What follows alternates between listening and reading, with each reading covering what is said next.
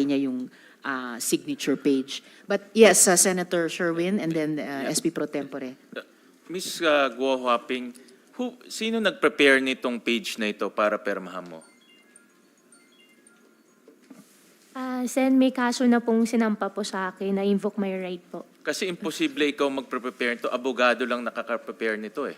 Sinong abogado nag-prepare nito at pinirmahan mo 1.5 months ahead of the counter-affidavit?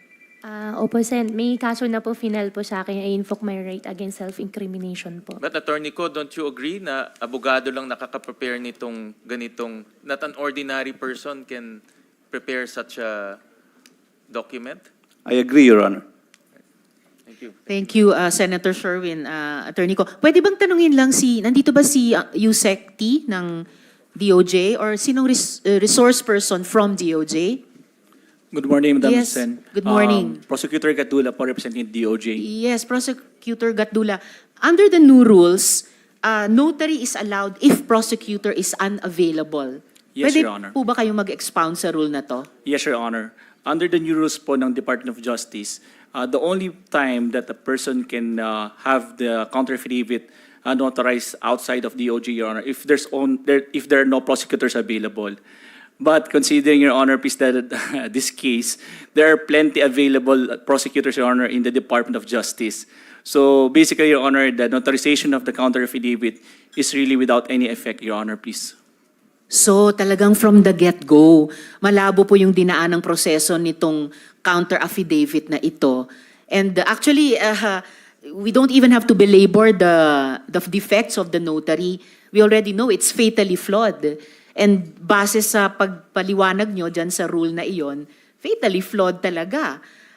And ang totoong issue ay yung complicity. At babalikan ko rin, ni Mayor Kalugay, no, at yung contribution niya sa panloloko sa bayan. Salamat, Prosecutor Gatdula. Yes, Senator Joel. And with the indulgence of our distinguished colleagues here, I think it's also right to give chance to Attorney Galicia if he can also make a comment. And Attorney Galicia, you have heard the testimony of Guo Huaping alias Alice. She made mention that she signed this document way before she left the country. Kayo ho yung nadidiin dito more than anyone. And in the affidavit that we got here, kayo ho yung nakapirma at nakalagay po doon, and I will pound it again, subscribed and sworn before me. Narinig niyo po yung sinabi ni alias Alice, narinig niyo po yung sinabi ni Kath, ni Miss G, at ni Cheryl. Siguro marapat lamang, Attorney Galicia, na marinig po namin kayo sa pagkakataong ito.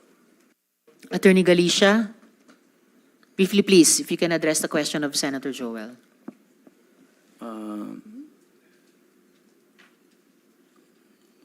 Biktima po ako. I am invoking my right against self-incrimination po. The matter had already Attorney, been addressed. please. Biktima Please po don't kayo? take the track of Guo Huaping. Ang mas mabuti po ay sagutin nyo ng makatotohanan yung mga tanong namin. Please, return to the question of Senator Joel. Again, Your Honor, I'm invoking my right against self-incrimination because that will tend to incriminate against me, Your Honor. All right. SP Pro Tempore. Just one last thing, Madam Chair. All right, one last, Sabi Senator po ni Joel. Alice, alias Alice, pinirmahan niya ito way before she left the country. Sabi ni Kat, pinatawagan si Sherry